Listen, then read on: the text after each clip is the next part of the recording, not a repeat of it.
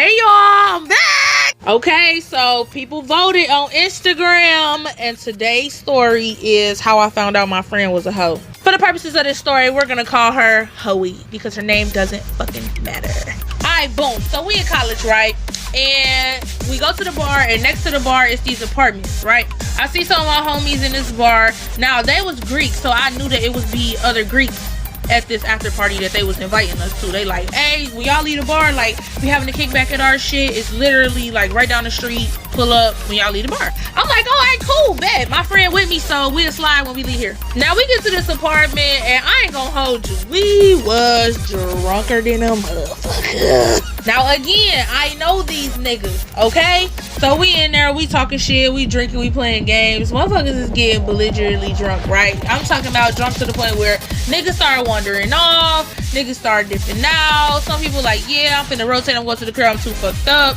But everybody else that was there was like, nah, we still kicking it. Now, I am a firm believer in the buddy system, okay? I also, however, am not a cock block. But the rules of the buddy system are, one, if you are going to deviate from the group, from my presence, from the crew, whatever, you need to do the following things.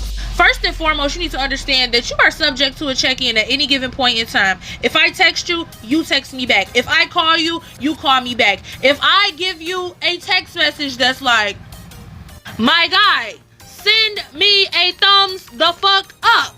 Like, I need to know that you're good. This is about safety. It is not about control. It's about none of that shit. I need to know that you're good, and I need to know that I don't need to be on tip or make a phone call or a trip to my trunk. The second and most important rule is communication. Let me know, hey bro, I'm finna rotate real quick. I gotta make this move. I'm finna, slide real quick. I'll be back. Give me 15, 20 minutes, whatever. Or I'm finna rotate. Text me if you need me. Do not leave without me type shit. Because if we came together, we're leaving together, okay? Right, so I'm at the front of the house, like where they living room, because the way the living room was set up, it was like they had a front with like the little patio view. Like that shit was like as fuck. I'm kicking it with the guys, we drinking and shit. I look up, like, what the fuck she at, right? Now mind you, I don't know who house this is. I just know the niggas that's there and who like, yeah, we drinking over here. So then I'm like, okay, let me shoot a text. No response. And I'm like, she could have left because what the fuck going on? She didn't respond to my text. So now I'm walking around and I'm like, okay, now I gotta go checking doors and shaking handles and shit, right? I asked the other niggas in the house, like, y'all seen her? They're like, no. That shit blew my little buzz. So now I'm walking around this house aggressively busting in doors. I get to this one door and it's... Alright, part two. So I get to this one door and I'm already about ready to bust through this bitch like Kimbo Slice because where in the fuck is my friend at? I twist the knob and push on the door and somebody pushed back. Yeah, that's finna be a misunderstanding. Then I heard like this heavy ass thud, like, but it was towards the bottom of the door, and I'm like, I know whoever the fuck up in here did not just put their foot against the door. So that really blew the fuck out of me, right? Now again, I am not no cock block, but my nigga, when you don't communicate, I'm coming to watch if I gotta come find your stupid ass. Because obviously, you need supervision since communication is not within your realm of realistic possibility. So, but then something in me was like, hold on a second. And I just stopped and listened for like literally 2 seconds. And all I hear is...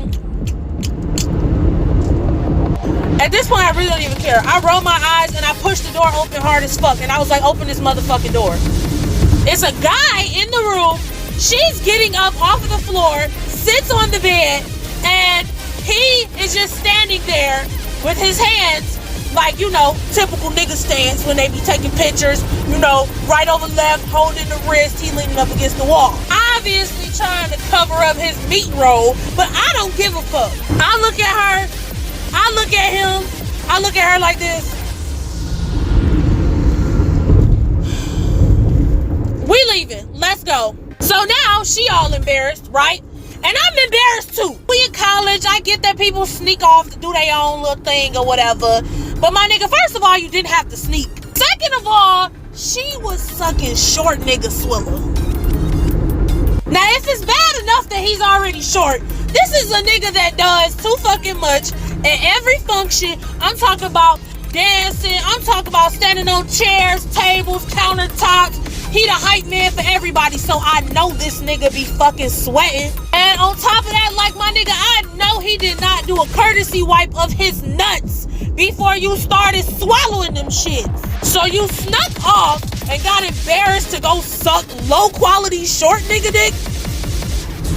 Bitch, no. Then she comes out of the fucking room and she says something to me and I was like, bitch, your breath smells like the fucking back of Red Lobster, bitch. Go to the bathroom right now. She like, what? I'm like, and bitch, pull them fucking nut hairs out your teeth. Like, girl. Now we in this unknown fucking house, scrummaging through a fucking bathroom to find some Listerine. She like, I don't got a toothbrush. I said, bitch, I don't care. You're gonna use your finger today, and whatever the fuck type of toothpaste they got in there, you're gonna use it. That was kind of like the prelude to me realizing that she was a hoe, because after that, I mean, more shit just started happening. And the story Snake Asshole is about her too. Y'all want that?